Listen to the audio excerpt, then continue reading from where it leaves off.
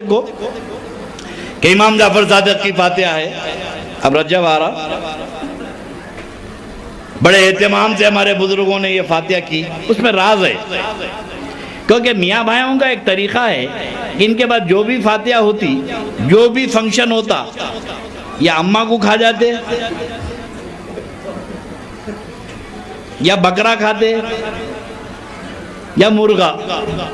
हर वक्त हर फातिहा में इनके पास 3 आइटम, मुर्गा, बकरा या बाबा या अम्मा। इसके बगैर तो इनके पास काम नहीं चलता। और अल्लाह के नबी अलैहिस्सलातु वस्सलाम का इरशाद है कि अला जारे का हक़्क़ुन, तेरे पड़ोसी का तुझ पर हक है, तेरे पड़ोसी का तुझ पर हक है। अब पड़ोसी में मेरे आका ने ये कहा कि हिंदू मुसलमान, मेरे नबी ने ये कहा कि हिंदू पड़ोसी नहीं है, मुसलमान पड़ोसी है। हुजूर ने फरमाया पड़ोसी, अगर तेरे बाजू अगर हिंदू भी पड़ोसी है और वो अगर भूखा है तो तू जिंदगी भर मस्जिद में नमाज पढ़ता रहे, तेरी नमाज कबूल नहीं होगी जब तक कि तू बाजू की खबर ना ले। ये मजहब इस्लाम ना हिंदू का है ना मुसलमानों का है, ये सारी इंसानियत का मजहब है। सरकार ने तो सबके लिए तालीम दी। अब तुम्हारे पड़ोस में हिंदू है, हर दावत में तुम्हारे पास तुम्हारा भाई आके खा रहा, कभी तुम्हारे दरवाजे पे कोई हिंदू नहीं खाया।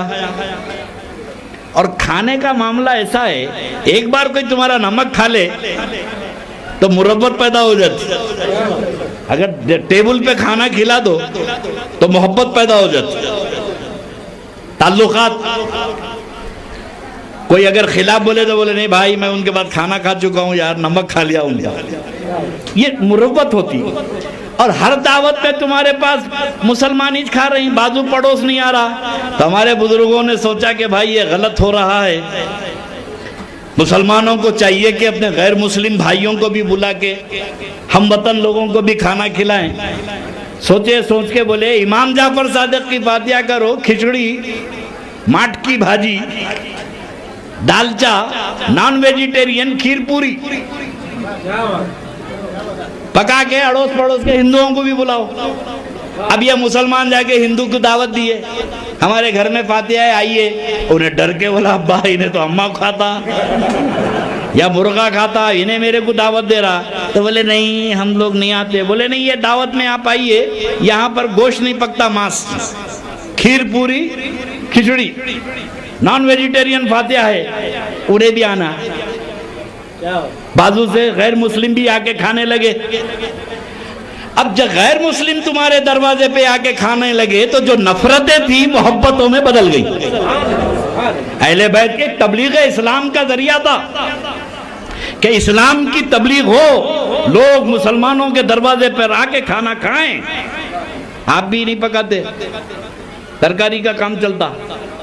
वही बुजुर्गों का तरीका है कि दरबार में हम अक़साम के लोग आते हैं तो सबको एक सा खाना मिल जाए।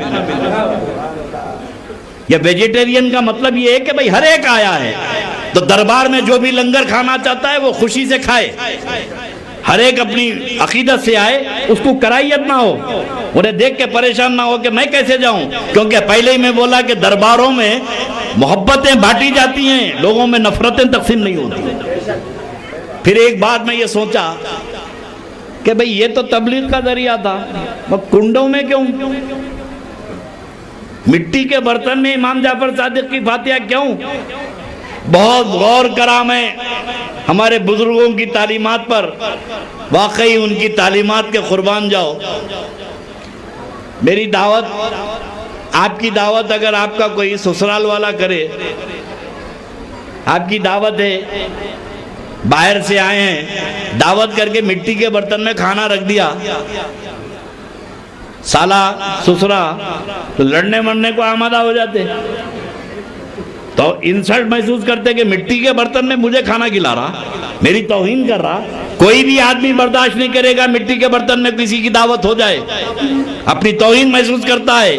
और मेरे दोस्तों, अल्लाह के नबी की सुन्नत मिट्टी के बर्तन में खाना खाना, नबी की सुन्नत मिट्टी के बर्तन में खाना खाना, और यह सुन्नत मुसलमानों से बिल्कुल छूट रही थी।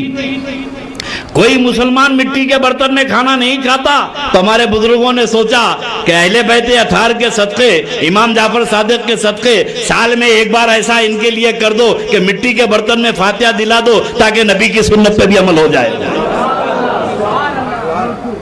हर चीज में हिकमत है। तो याद रखना कि अलामतें मजहब नहीं होती, अलामत जरूरी है।